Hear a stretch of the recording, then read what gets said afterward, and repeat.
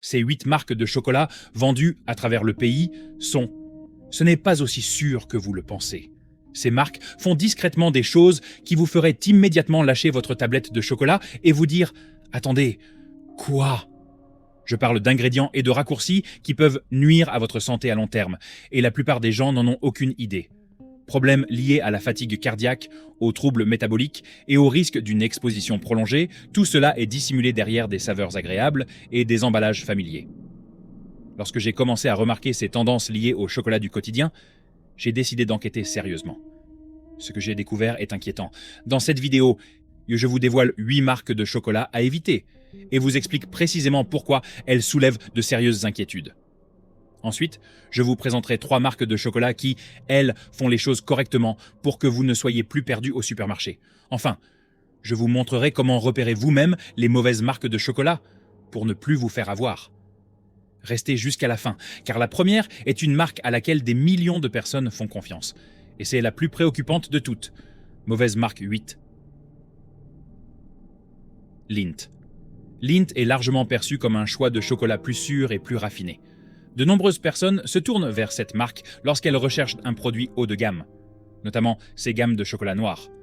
Le positionnement de la marque contribue fortement à cette confiance. L'héritage suisse, l'élégance des emballages et des termes tels qu'excellence et maître chocolatier sont autant de gages de qualité et de savoir-faire. Pour la plupart des consommateurs, un prix plus élevé et un goût plus riche sont synonymes de meilleurs produits. Le problème, c'est que les images de haute qualité ne racontent pas toute l'histoire.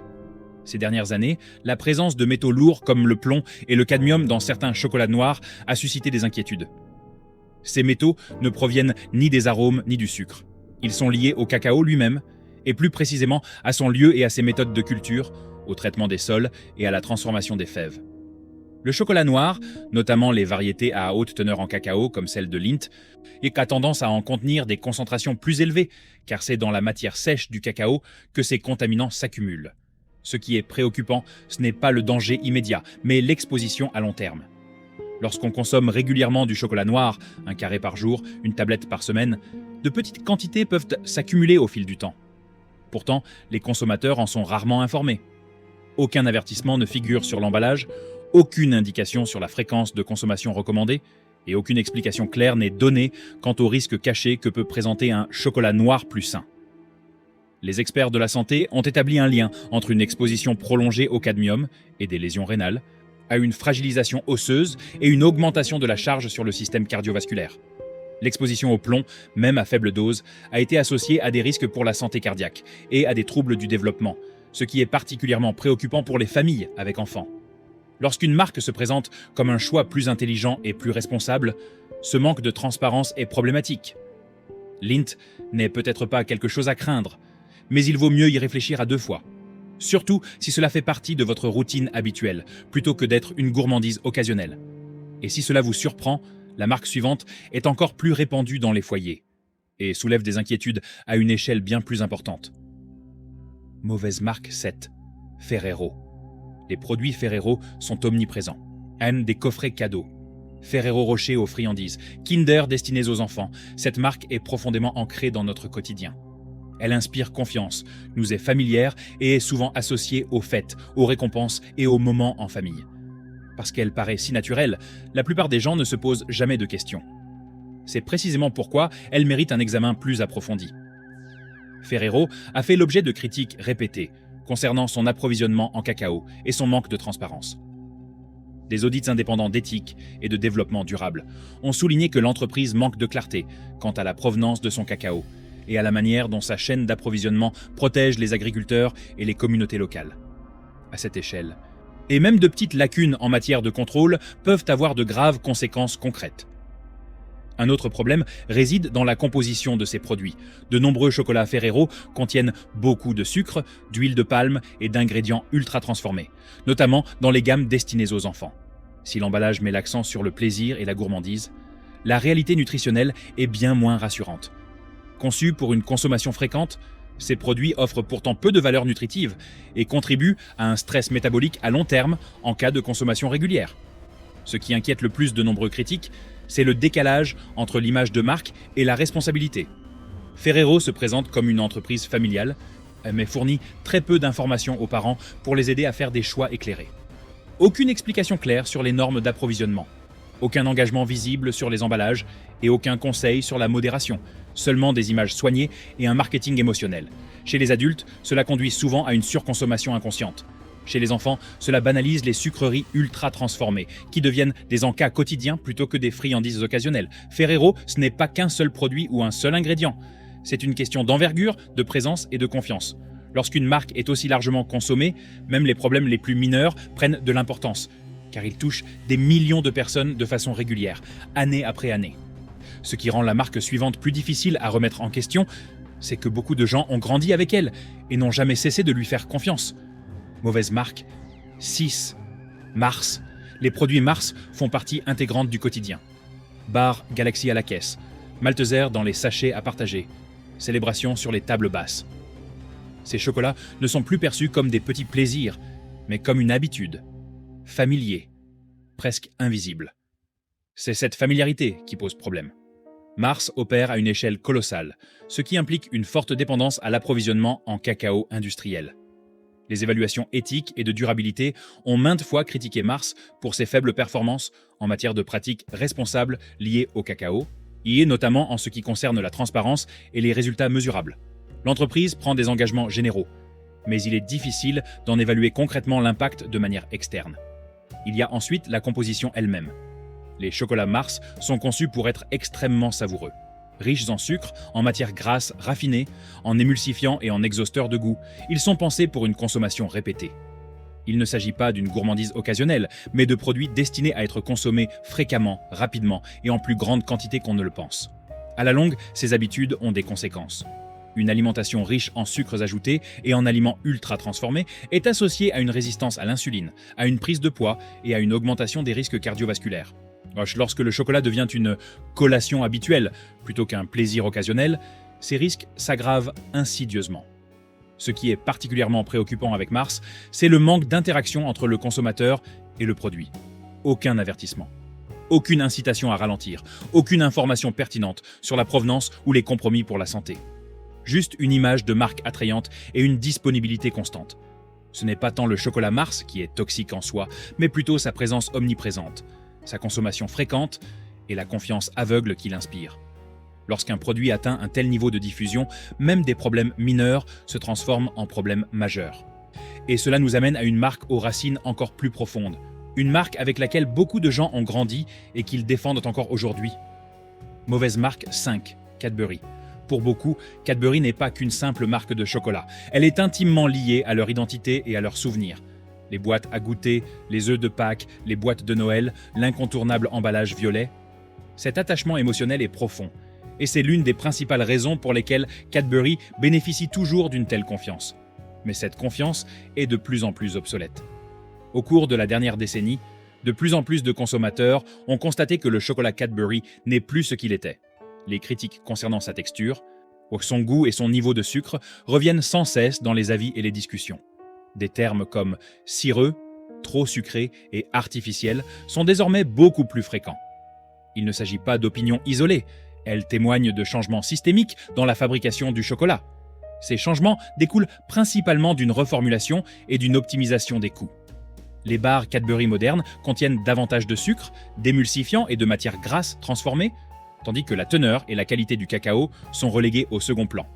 L'objectif n'est plus le savoir-faire artisanal ni l'équilibre, mais la constance, la durée de conservation et la rentabilité à grande échelle.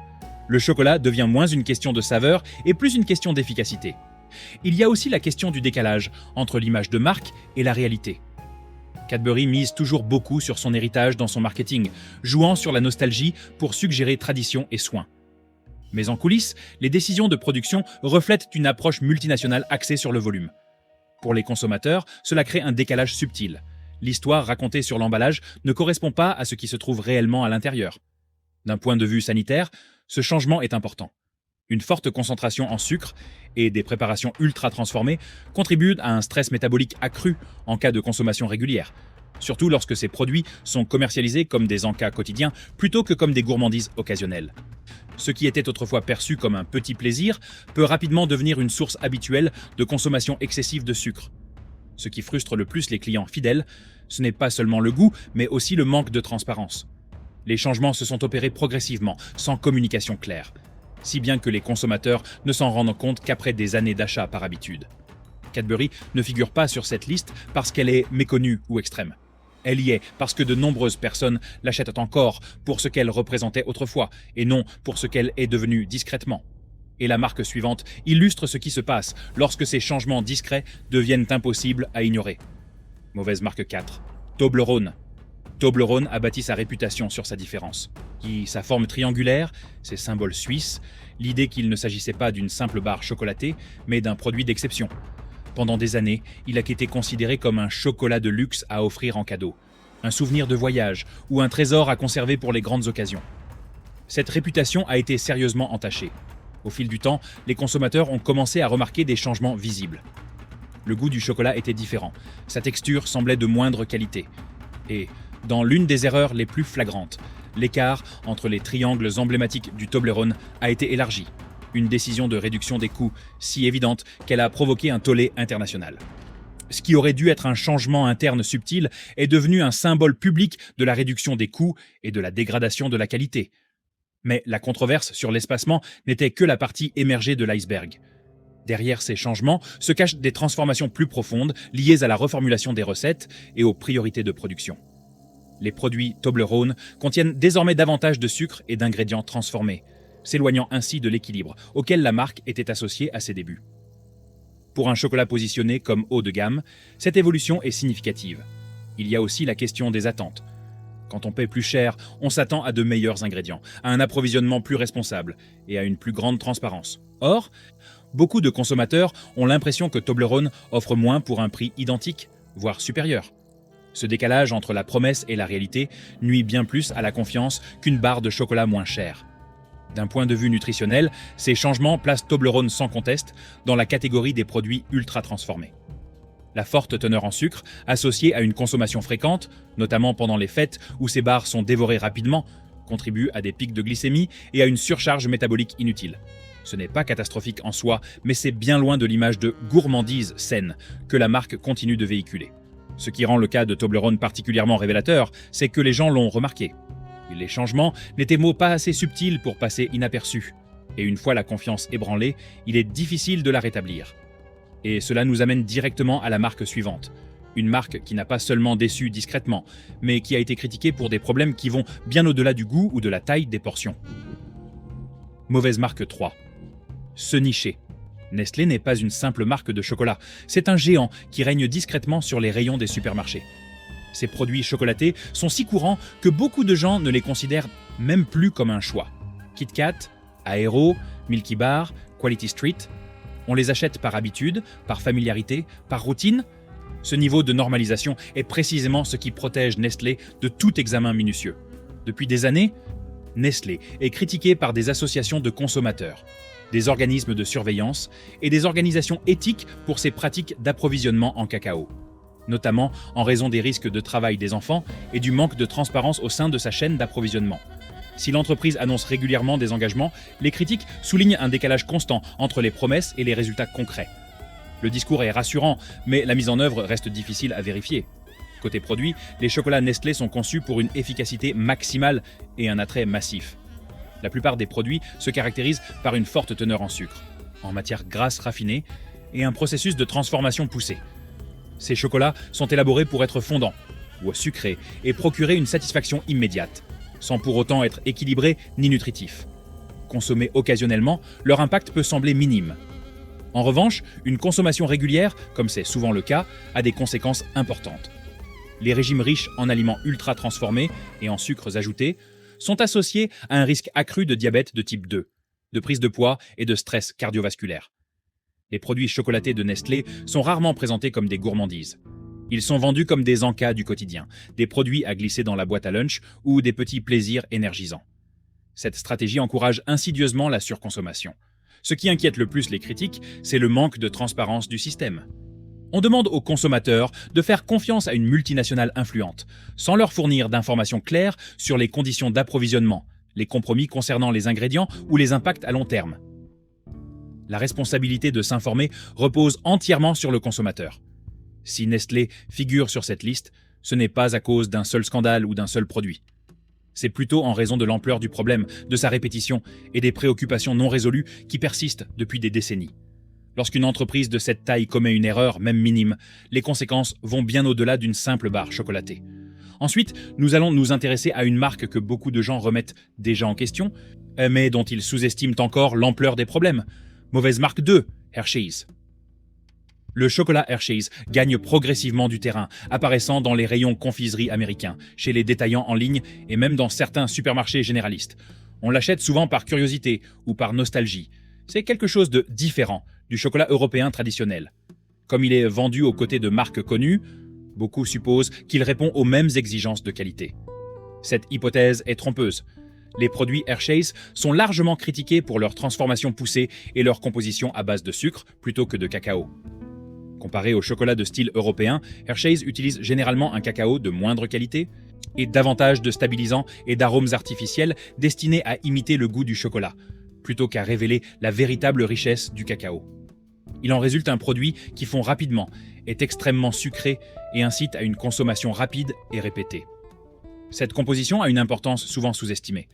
Le chocolat ultra transformé et riche en sucre est bien plus facile à consommer en excès. On n'est pas rassasié, alors on en reprend sans cesse.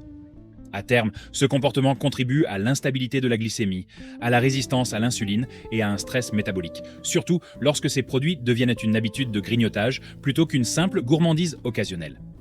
Il y a aussi la question de la présentation nutritionnelle, où les produits Hershey's sont souvent commercialisés comme des friandises amusantes et inoffensives qu'on consomme sans réfléchir. Mais lorsque le chocolat est pauvre en cacao et riche en sucre et en graisses raffinées, il s'apparente davantage à une confiserie qu'à un aliment. Cette distinction est rarement clairement expliquée aux consommateurs. Les préoccupations éthiques ajoutent une dimension supplémentaire. Hershey's a été maintes fois associé à d'autres entreprises, chocolatières grand public, critiquées pour leur manque de transparence quant à l'approvisionnement en cacao et la lenteur de leur réforme de la chaîne d'approvisionnement. Malgré les engagements publics pris, des observateurs indépendants continuent de souligner les écarts entre les promesses et les résultats concrets. Pour une marque de cette envergure, où ces écarts ont des répercussions considérables sur un grand nombre de personnes à tous les niveaux de la production. Ce qui rend Hershey's particulièrement complexe, c'est la perception qu'on en a. La marque n'est pas soumise au même examen minutieux que les marques établies de longue date. On la considère donc avec désinvolture, comme une nouveauté importée, plutôt que comme un produit à remettre en question. Mais une fois qu'elle s'est ancrée dans les habitudes de consommation, elle s'intègre aux mêmes problématiques, sans pour autant susciter d'exigences de qualité ou de responsabilité. Les bonbons Hershey's ne sont pas dangereux pris isolément. Le problème réside dans une consommation régulière d'un produit conçu pour la surconsommation, associé à un manque de transparence et à une faible teneur en cacao. C'est précisément cette combinaison qui transforme une friandise d'apparence inoffensive en un produit à éviter. Si cette analyse vous amène déjà à vous interroger sur la composition de votre chocolat, prenez un instant pour aimer la vidéo. Cela permet à cette information d'atteindre un public plus large. Et abonnez-vous si vous souhaitez découvrir d'autres enquêtes de ce type, car la marque finale n'est pas qu'une simple entreprise. C'est le système qui sous-tend plusieurs de celles que vous avez déjà vues. Il ne reste plus qu'une seule marque, et elle relie tous les éléments. Mauvaise marque 1, Milka. Cette dernière marque n'est pas qu'un simple nom sur un emballage.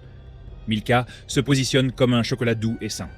Son emballage violet tendre, et ses images alpines et son message axé sur la douceur et le soin suggèrent un produit réconfortant et rassurant. Pour de nombreux consommateurs, Milka apparaît comme une alternative plus légère et plus innocente aux marques de chocolat plus noires ou plus fortes. Un chocolat que l'on déguste sans trop réfléchir. Cette image est soigneusement construite. Derrière son image de marque, Milka est un chocolat de grande consommation produit à l'échelle industrielle. Sa composition repose bien plus sur le sucre, les matières grasses du lait et les graisses transformées que sur la qualité du cacao. Si l'on regarde au-delà de l'emballage, on constate que le cacao y joue un rôle étonnamment mineur, comparé à ce que la plupart des gens imaginent être la composition d'un bon chocolat. C'est important, car la composition influence la consommation. Un chocolat mou, sucré et pauvre en cacao, est conçu pour être consommé rapidement et en grande quantité. Il ne procure pas une sensation de satiété immédiate, il incite à en reprendre. À la longue, cette habitude contribue à une consommation excessive de sucre et à un stress métabolique, surtout lorsque ces produits sont considérés comme des encas quotidiens plutôt que comme des gourmandises occasionnelles. Un autre problème réside dans la transparence. Milka fournit très peu d'informations claires sur l'origine du cacao sur ses emballages. On y trouve des déclarations générales sur le développement durable, mais peu de détails permettant aux consommateurs de comprendre la provenance du cacao, les conditions de travail des agriculteurs ou les mesures de protection mises en place. Ce manque de précision n'est pas fortuit.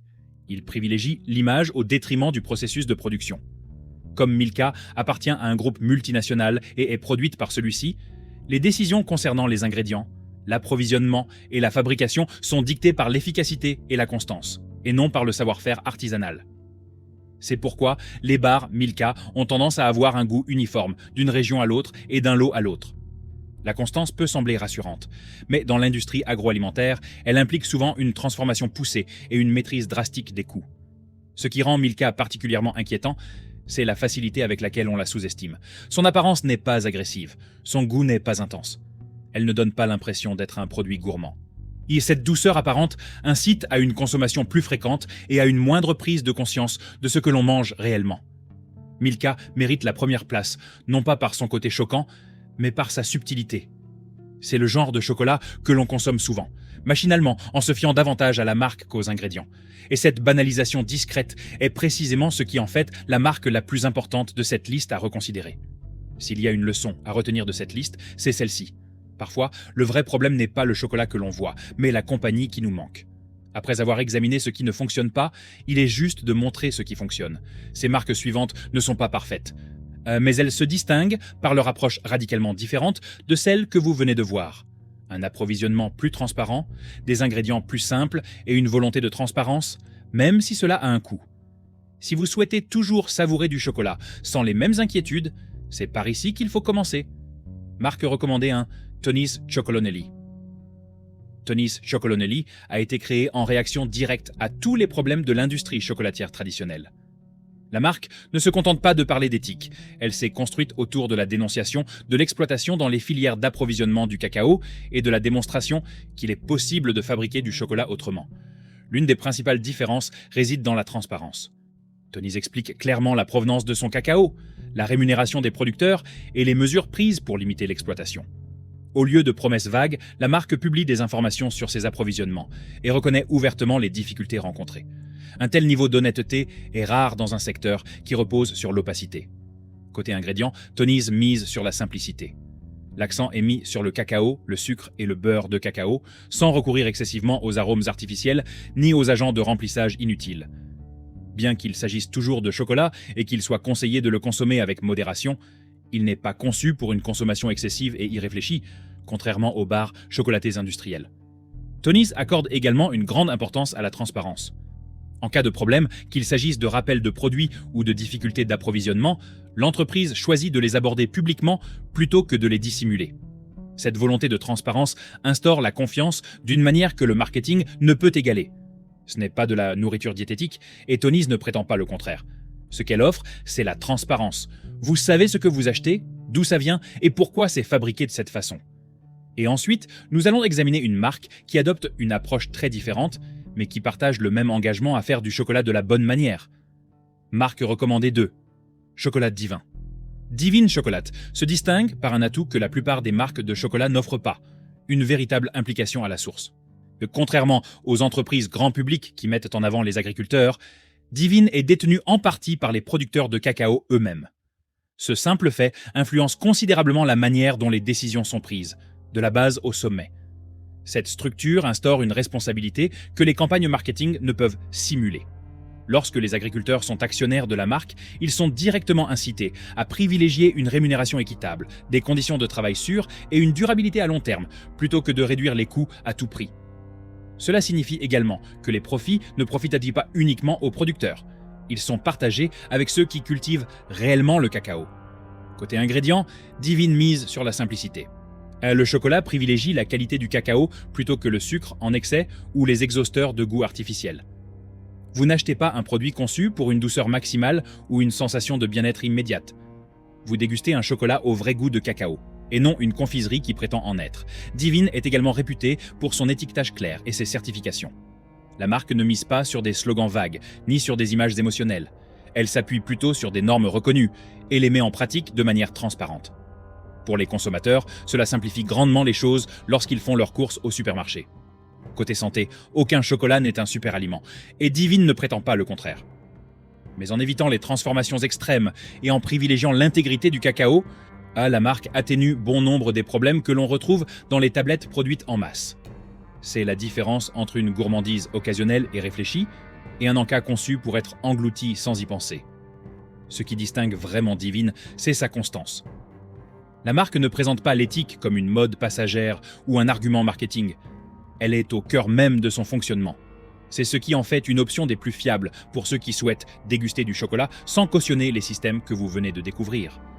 Et enfin, il existe une autre marque qui aborde le chocolat sous un angle totalement différent, en mettant l'accent sur l'origine, la simplicité et le contrôle à chaque étape. Marque recommandée 3. Chocolat Madagascar. Chocolat Madagascar se situe à l'opposé des marques de chocolat grand public. Au lieu de s'approvisionner en cacao auprès de multiples fournisseurs anonymes, cette marque travaille avec une seule origine, du cacao cultivé et transformé intégralement à Madagascar. Ce contrôle rigoureux réduit considérablement les incertitudes qui caractérisent le chocolat industriel. C'est ce qu'on appelle le chocolat de la fève à la tablette. Cela signifie que l'entreprise maîtrise l'intégralité du processus, de la fève de cacao à la tablette finie. Il n'y a pas de chaîne d'approvisionnement longue et opaque, ni de déclaration d'origine vague, ni d'intermédiaire caché. Ce que vous achetez est directement lié à son lieu de production. La simplicité se reflète dans la liste des ingrédients. Les tablettes de chocolat Madagascar contiennent généralement très peu d'ingrédients. Fèves de cacao, beurre de cacao et sucre. Sans arômes artificiels, sans émulsifiants superflus, sans agents de remplissage destinés à gonfler les marges. Le résultat ? Un chocolat au goût unique, riche et authentique, loin des saveurs sucrées génériques. D'un point de vue santé, c'est important. Moins d'ingrédients et moins de transformations signifie moins de compromis cachés. Même si le chocolat doit toujours être consommé avec modération, les produits comme celui-ci sont bien moins susceptibles de contribuer aux habitudes de surconsommation observées avec les marques ultra transformées. On en mange moins, mais on se régale davantage. Il y a aussi la transparence. Chocolat Madagascar ne mise pas sur la publicité émotionnelle ni sur la nostalgie. La marque laisse l'origine, le processus de fabrication et la qualité parler d'eux-mêmes. Cette honnêteté rassure les consommateurs. Ce qui est indiqué sur l'étiquette correspond bien au contenu de la tablette. Cette marque nous rappelle que le chocolat n'a pas besoin d'être compliqué ni trompeur. Lorsque les entreprises prennent en charge l'ensemble du processus, nombre de problèmes disparaissent, tout simplement. Maintenant que vous savez quelles marques éviter et lesquelles font les choses correctement, le plus important n'est pas de mémoriser les noms, mais de savoir repérer soi-même un chocolat de mauvaise qualité. Comment repérer soi-même les marques de chocolat de mauvaise qualité ? Vous l'aurez sans doute constaté, le marketing du chocolat peut être trompeur. Les noms connus, les emballages haut de gamme et les images nostalgiques ne sont pas gages de qualité, et encore moins de transparence. Heureusement, vous n'avez pas besoin de mémoriser des listes de marques indéfiniment. Une fois que vous savez quoi chercher, repérer un chocolat de mauvaise qualité devient beaucoup plus simple. Commencez par examiner la liste des ingrédients. Si le sucre figure en premier, c'est un premier signe d'alerte. Le chocolat doit privilégier le cacao et non le sucre. Plus la liste des ingrédients est longue, plus il est probable que le produit ait été conçu pour réduire les coûts et prolonger sa durée de conservation, plutôt que pour garantir sa qualité. Méfiez-vous des termes vagues, comme graisse végétale, pas arôme ou émulsifiant, qui ne précisent pas la composition du produit. Ensuite, méfiez-vous des promesses de qualité. Des termes comme noir, premium, artisanal ou exceptionnel ne veulent pas dire grand-chose à eux seuls. Le chocolat noir peut être très sucré ou de mauvaise qualité. Un emballage soigné sert souvent à masquer la véritable composition du produit. Vérifiez toujours l'étiquette, non pas celle du devant, mais celle du dos. Soyez attentifs à la façon dont la marque communique sur l'approvisionnement. Les entreprises responsables expliquent la provenance de leur cacao et les conditions de travail des producteurs. Les marques peu scrupuleuses misent sur des promesses vagues et un discours flatteur, sans détails précis. Si une recherche rapide ne vous permet pas de trouver d'informations claires, ce silence est généralement révélateur. Un autre signe révélateur est la façon dont le chocolat vous incite à le consommer. Le chocolat ultra transformé est conçu pour être consommé rapidement, vous laissant sur votre faim et vous poussant à en reprendre. Le chocolat de qualité supérieure est généralement plus riche, plus rassasiant, et sa consommation se limite naturellement. Si vous avez toujours l'impression qu'une tablette se transforme en 3, ce n'est pas un hasard, c'est voulu. Enfin, souvenez-vous, les marques changent, les propriétaires changent, les recettes changent. La meilleure habitude n'est pas la fidélité, mais la prise de conscience. Le chocolat devrait être un plaisir délibéré, et non une consommation machinale. Si cette vidéo vous a aidé à repenser la composition réelle de votre chocolat, cliquez sur « J'aime » et abonnez-vous. Cela permet à cette information d'atteindre davantage de personnes qui en ont besoin. N'hésitez pas à partager cette vidéo avec vos amis ou votre famille, surtout avec ceux qui pensent encore que le chocolat est inoffensif. Merci d'avoir regardé.